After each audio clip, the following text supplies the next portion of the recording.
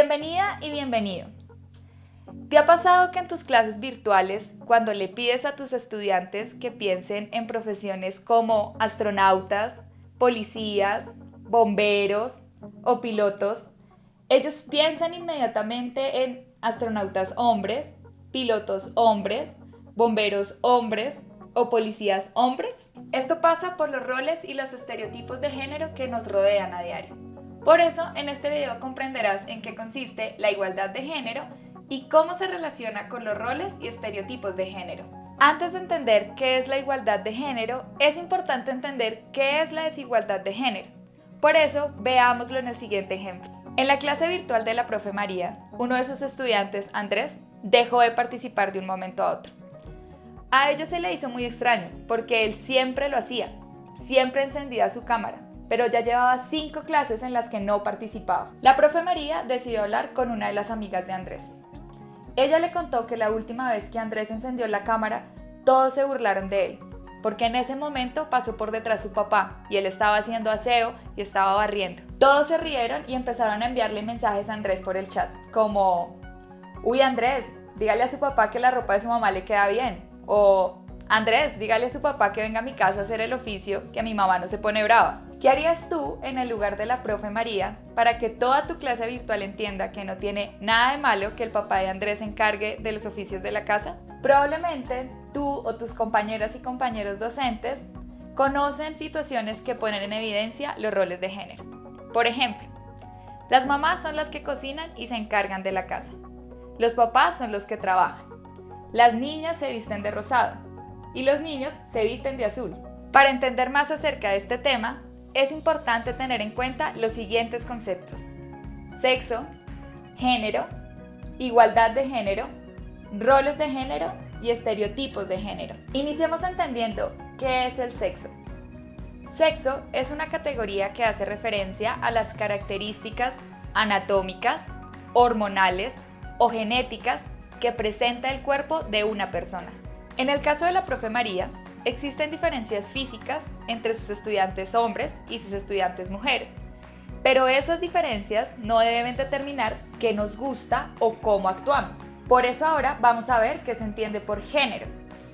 Género es una categoría que hace referencia a las actitudes y comportamientos que aprendes en tu contexto, según las diferencias entre los hombres y las mujeres. Así que en el caso de Andrés, el estudiante de la profe María, se espera que su papá se comporte como socialmente debería comportarse un hombre, es decir, trabajando por fuera de la casa para mantener a su familia, y debería ser su mamá quien cumpla con las labores del hogar. Por eso es muy importante entender qué es la igualdad de género.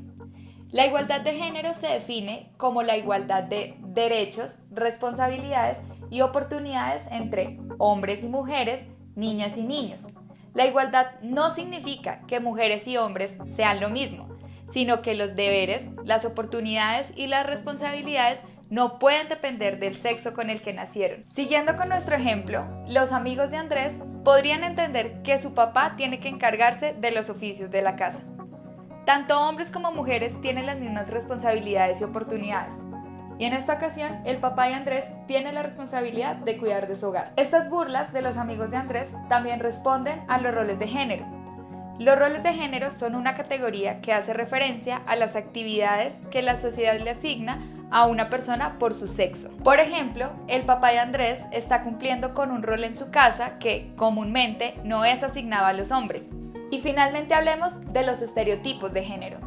Los estereotipos de género son una categoría que hace referencia a las adecuaciones de los espacios y la manera en la que conducimos y adaptamos los comportamientos de las niñas y los niños. Por ejemplo, en la clase de la profe María, los amigos de Andrés vieron a su papá limpiando la casa, seguramente con algunos implementos de aseo, como una escoba. Esos son espacios y características que se asocian comúnmente a las mujeres, por el rol que ocupan en la sociedad. Ya que la profe María tenía claros estos conceptos, decidió 1. Organizar un debate con sus estudiantes sobre los roles de las mujeres y los hombres y las funciones de la casa. ¿Por qué mujeres y hombres no pueden realizar ciertas tareas en el hogar? 2. En una de las clases pidió a sus estudiantes hacer una lista de actividades relacionadas con mujeres y hombres en el mundo laboral.